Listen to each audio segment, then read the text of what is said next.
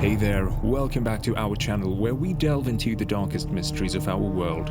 Today we have a chilling tale that's captivated the world for decades, the Black Dahlia and beyond. The Black Dahlia case remains unsolved to this day, with countless theories and suspects.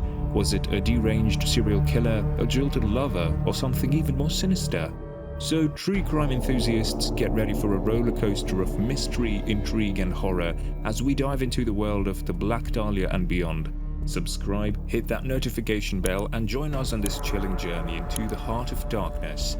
10 a.m. January 15th, 1947. Betty Bersinger, a local housewife, was walking down Norton Avenue in Los Angeles when she saw something disturbing in an empty lot on the street. When she first saw the corpse, Bersinger said that the body was so white that at first she assumed it had to be a mannequin. But when she realized that she was actually looking at a severed corpse, she ran to contact the authorities. Elizabeth Short's body had been cut in half at the waist and her blood had been drained out. Her face had been cut from the corners of her mouth to her ears to give her what people today call the Joker smile. There were numerous cuts and bruises on her breast and thighs because of whole sections of skin that had been removed.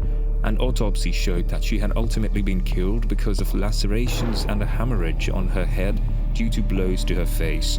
The Los Angeles Police Department identified Elizabeth Short by her fingerprints, and an autopsy was performed on Short's body on January 16, 1947. Marks on her body suggested that woman had been bound and tortured, and her official cause of death was cerebral hemorrhage and shock. The police then sent out a bulletin in hopes of finding more information about the victim. Eventually, some details about Elizabeth Short were uncovered. She moved to Los Angeles in July 1946. She worked as a waitress as she struggled to get acting roles in Hollywood, and she lived in a rented room behind the Florentine Gardens nightclub on Hollywood Boulevard. Elizabeth Short received the name The Black Dahlia as a play on words of the popular movie at the time called The Blue Dahlia. The name was created and popularized by the media and news reporters. A main misconception that was produced by many writers at the time was that she was a call girl, but there was no evidence of that.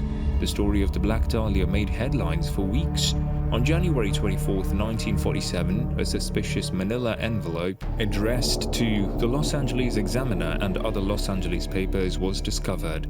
The envelope included a letter using cut-out words from newspaper clippings that said, "Here are Dahlia's belongings." Inside the envelope were Short's birth certificate, business cards, photographs, names written on pieces of paper, and an address book. All of the contents of the envelope had been cleaned with gasoline, similar to how Short's body had been cleaned. This led authorities to believe the letter was definitely from Short's killer. Police contacted approximately 75 men from Short's address book, but the majority of the men claimed to have only known Short briefly.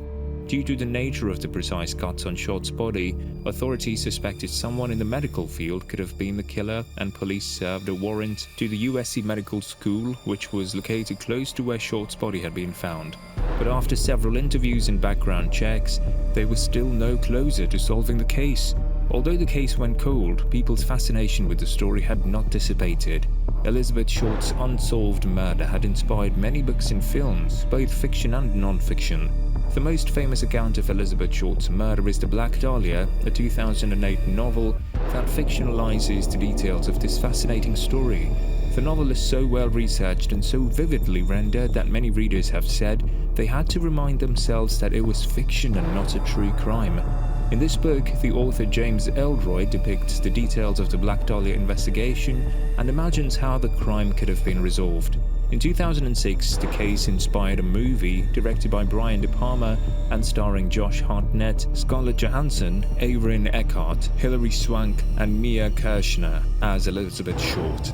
The likelihood is that this was one of those dreadful crimes that emerge from the psychopathic minds and was in no way motivated by general social conditions or indeed by anything other than perhaps a chance encounter that was deeply woven into poor Betty Short's brief, sad, agonizingly ended life, noted critic Richard Schickel. In that sense, it's both the perfect crime and the perfect subject for realistically rendered, but fantastically imagined crime fiction. While the case of the Black Dahlia is still unsolved, there are many theories about who could have committed this crime. A large number of people have actually come forward to confess to the crime, but most of these confessions have been proven to be false. Some crime authors have linked to the Black Dahlia murder and the Cleveland Torso murders, which took place between 1934 and 1938. The murder of Gian French in Los Angeles on February 10, 1947, has also been discussed as a possible link to Short's murder. At the time of the investigation, Leslie Short was considered to be the prime suspect, but he was never brought to trial because of clerical errors. This, along with other details of the case, has led some theorists to believe that the Black Dahlia's murder was never solved because of a police cover-up.